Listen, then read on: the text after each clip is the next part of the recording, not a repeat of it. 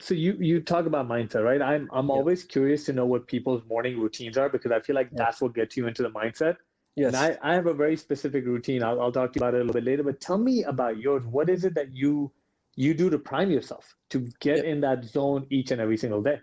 Yep. Wake up, start thinking positive right off the bat, because one of the things that, for some reason, it's like, I think, I can't remember what the term is, but whatever wakes you up in the morning, it's like a stress, basically.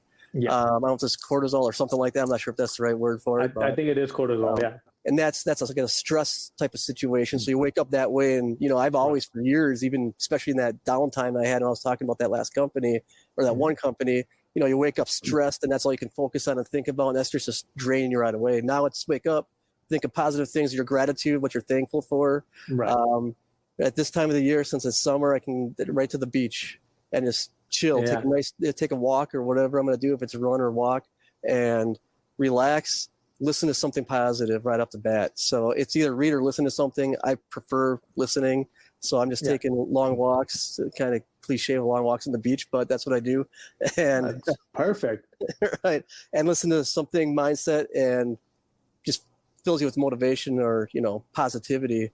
Right. And, I get back to the office, I guess you could say, and get the day plan and let it rock at that point. Right. So, No, man, I can't tell you how much I tend to agree with you because my day used to start off like that, right? Every morning, first of all, it would be a struggle just to get myself out of bed. But yeah. as soon as I finally roll over or somebody kicks me out of bed because my alarm's rang like 10 different times, Yes. the first thing I did was I pick up my phone, check my emails, and be like, okay, what do I need to work on? Right? And Yes.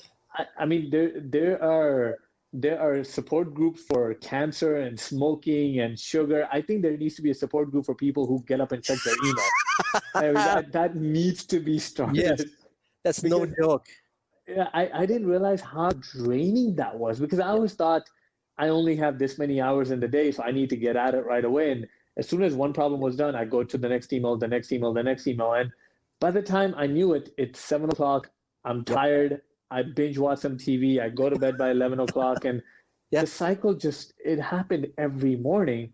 Yes. And my culture shift happened because of a few instances in my life. But when I finally got out of my own way, I started breaking things down into like a piece of paper. Mm. So now when I wake up, like I have my 10-year plan, I have my 3-year Oh, plan, I have my 1-year plan, my quarterly initiatives. I do what great. Tony Robbins talks about. I get up, I have my gratitude, I have my priming technique where I breathe in. I am like you, I go for a walk and I listen to some type of podcast, which is again either Tony, Gary V, Les Hollins, whoever it is, and Yeah. that gets me in the mode. And then I don't check my email until 8:30, 9 o'clock. Like I've got a dedicated time.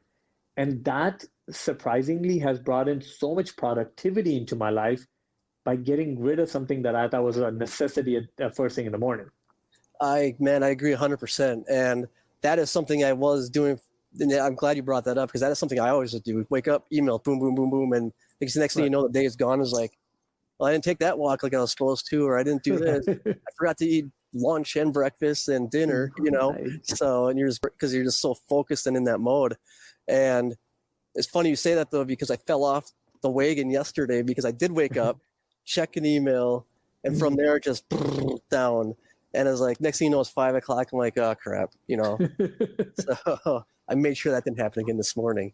And the other thing is, stay off of social media when you wake up too. That's another Yes. trigger Yes. point, or unfortunate thing for a lot. I know a lot of people do, especially the stuff that's out there or on there. Yeah. I try to stay away from social media. I go on there and try to get my quick updates and do whatever nowadays. But for especially early on in this whole situation that we're all in right now, I'd get sucked into that stuff for a while too, and it just drains you, and Yeah. it's not productive. So I'm taking a break. And that's No, absolutely not. One thing that I learned that's really truly helped me, and I tell this to my daughter a lot as well because I feel like she has a lot of my own inherent qualities, okay. is don't let perfection stop progress, right? Yo, And man, yes. yeah, and what you said right now, right? You're never going to be perfect. I have times where I make my living off of LinkedIn, right? I'm literally every single day I have either a post going on LinkedIn or I have a podcast going on LinkedIn. So there's times where my phone rings and I'm like that squirrel from Up, where I just kind of, or that dog from Up, I was like, squirrel. Yep. Oh yeah. And I go pick up my phone, but then there's times where I remind myself, no, 1 hour a day, that's it. That's what you have dedicated for LinkedIn. If your post is doing great, perfect. If it's not doing well, you can't do anything about it. Just make a better post next time. Yes. And that mantra right there, it's not something I made up. Somebody told me, and I kind of caught on to it really well. Don't let perfection stop progress has truly changed my life. Yes, I agree with that 100%. Because if you just sit there and try to perfect, you don't get anywhere anyway at that point.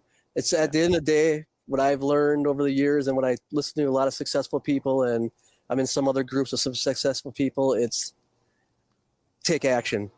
Yes. Don't think about it. Just go do something. Because if you're going to sit around and try to perfect something, you're not going to get anything done. I mean, that's one thing that's really caught me as somebody.